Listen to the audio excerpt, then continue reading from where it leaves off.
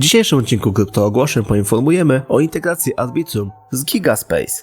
Opowiemy o ciekawym giveawayu NFT oraz poruszymy wątek integracji Astral i CoinHub Wallet.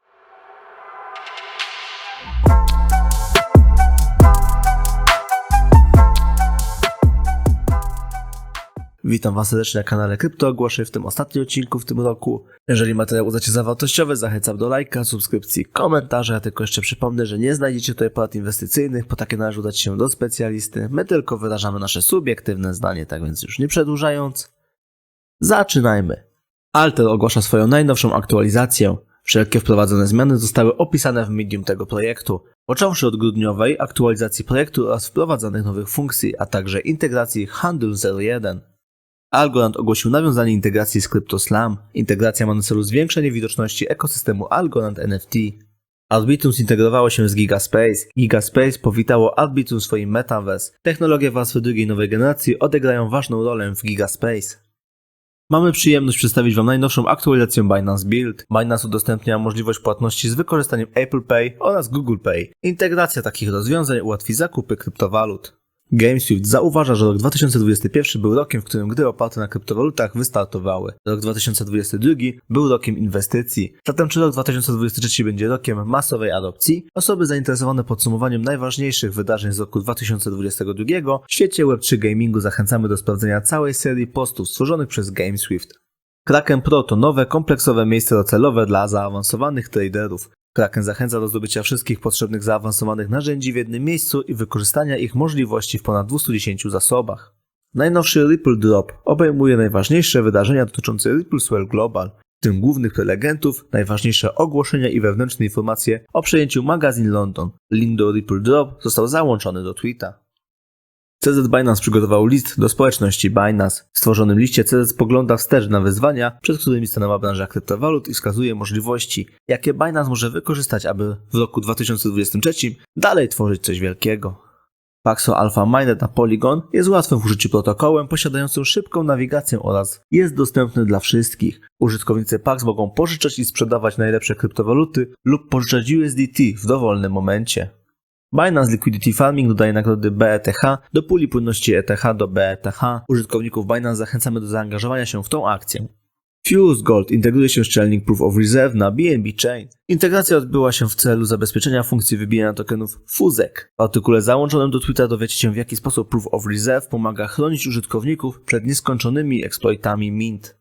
Kanga wspólnie z Pirates of the Island organizuje NFT Giveaway w związku z nadchodzącym IO tokenów RAM na Kanga. Organizatorzy chcą nagrodzić społeczność 30 limitowanymi NFT dającymi wczesny dostęp do wersji alfa. Link do formularza GLIM został załączony do tweeta.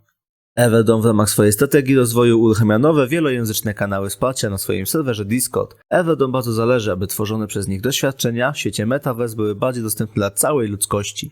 Binance Merging informuje o usunięciu możliwości pożyczania tokenów ATA, DEXE, Heights, STPT i WAN z Cross Merging. Astral nie może doczekać się integracji CoinHub Wallet i ich przyjaznego dla użytkownika portfela wielołańcuchowego. Ta integracja może pomóc w rozszerzeniu bazy użytkowników Astral dzięki kompatybilności z inteligentnymi kontraktami AVM i WASP. Artysta NFT Lucrece napisał na Twitterze, że chce uzyskać wyjaśnienia od Manchesteru United, dlaczego nowa kolekcja NFT klubu wykorzystuje projekty grafik bardzo podobne do jego własnych. Kolekcja Lucrece jest oczywiście starsza niż ta Manchesteru United. Tokeny kosztują spore sumy. Ceny sięgają nawet około 21 Ethereum za jeden NFT. Dla kontrastu, każdy z 7777 NFT Czerwonych Diabłów został sprzedany za około $40. Lucrece ma nadzieję zawrzeć ugodę z Czerwonymi Diabłami. Przyniesie to korzyści obu stronom. Podobieństwo prac artysty z tymi, które przygotowała drużyna, jest tak duże, że niektórzy użytkownicy zastanawiali się, czy Lucrece nie pracował nad stworzeniem projektów Manchesteru United. Chociaż artysta nie oskarża bezpośrednio Manchesteru United o plagiat jego dzieł, pokazał na Twitterze zdjęcia, które pozwalają porównać pracę jego autorstwa z tymi drużyny. Później Lucrece poinformował, że dzięki wsparciu swojej społeczności otrzymał odpowiedź od Manchester United. Ponoć klub jest otwarty na podpisanie porozumienia w kontrowersyjnej sprawie. Wielu zwolenników artysty wyraziło radość z tego, jak na sprawę zareagował klub. Do tego zwrócono uwagę na to, w jak kulturalny sposób sam Lucrece zajął się kontrowersją.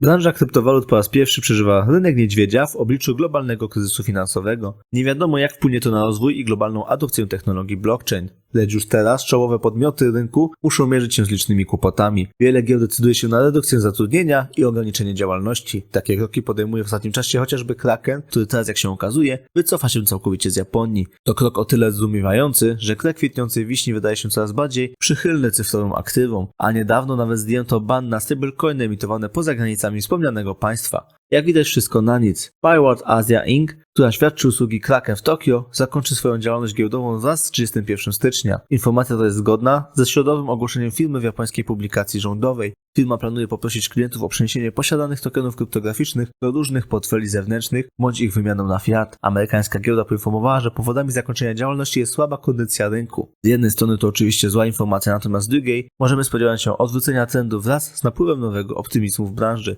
Na ten moment rzecz jasna niewiele zapowiada, że świeżo po aferze związanej z upadkiem FTX mielibyśmy zobaczyć nową hossę. Jednak w perspektywie długoterminowej wielu analityków wieszczy dobrą przyszłość dla kryptowalut, jak i samej technologii blockchain.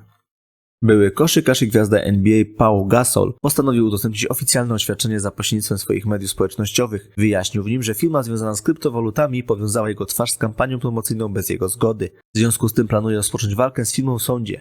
Firma Immediate Age od lat wykorzystuje nazwiska osób publicznych do oszustw związanych z kryptowalutami. Gasol stwierdził, że nie jest to zamieszany i ostrzega przed oszustwem, dodając, że wspomniana firma użyła jego wizerunku nielegalnie. Trudno się dziwić, że Paul Gasol stara się walczyć z oszustwami finansowymi. Sam doświadczył na własnej skórze podobnych metod wyłudzenia pieniędzy. Wraz ze swoim bratem Markiem i Jorgiem padł ofiarą oszustwa w 2014 roku po zainwestowaniu w działalność związaną z nieruchomościami w Guadalajarze oraz działalnością związaną z energią wiatrową w Rumunii. Według strony internetowej Immediate Age odpowiadają oni za to, aby inwestowanie w kryptowaluty było zrozumiałe dla zwykłych obywateli, oferując pakiety doradcze wprowadzające użytkowników na rynek. Dodają, że wspomniane pakiety są zaprojektowane, aby pomóc uzyskać dostęp do rozwijającego się rynku kryptowalut oraz że dzięki najnowszej technologii prawie każdy, niezależnie od wykształcenia czy poziomu dochodów, może skorzystać z możliwości, jakie oferuje ten świat.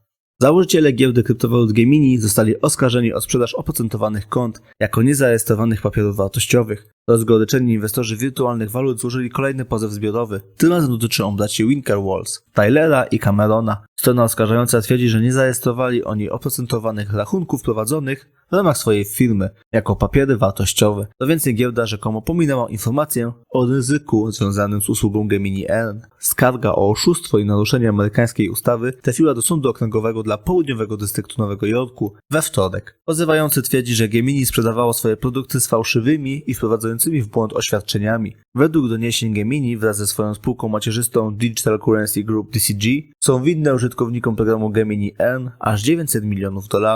To tyle z informacji, które dla Was dzisiaj przygotowaliśmy. Jeżeli materiał uznajecie za wartościowy, zachęcam do lajka, subskrypcji, komentarza. Dziękuję Wam za uwagę i życzę miłego dnia bądź wieczoru. Cześć!